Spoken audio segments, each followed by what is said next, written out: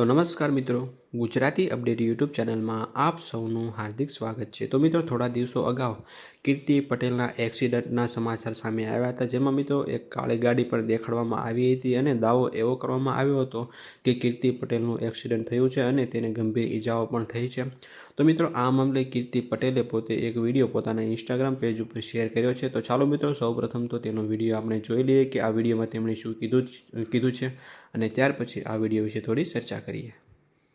બહુ બધાના મને કોલ આવે છે કે કીર્તિનું એક્સિડન્ટ થઈ ગયું છે અને ઓલી સમજો ઉલડી ગયેલી ગાડી કોકની મારામાં બતાવે છે, પણ કાંઈ વાંધો નહીં।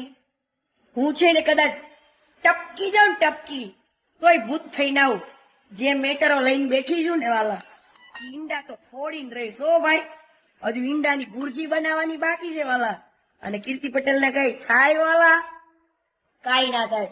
એટલે મને કાંઈ નથી થયું, મારું કોઈ ટેન્શન ના લેતા, અને શું થયું શું નહીં ને હું તમને અવશ્ય જણાવીશ। જય મહાકાલ, હર મહાદેવ। બાદશાહ બોલે બાદશાહ, જીવતો બાદશાહ હો ભાઈ। યમરાજ પણ પાછો વળી ગયો કીર્તિને જોઈને। આમ મારી કીર્તિ કે જીવી જા, ખાણાની આણવાની બાકી દે વાલા। હર મહાદેવ।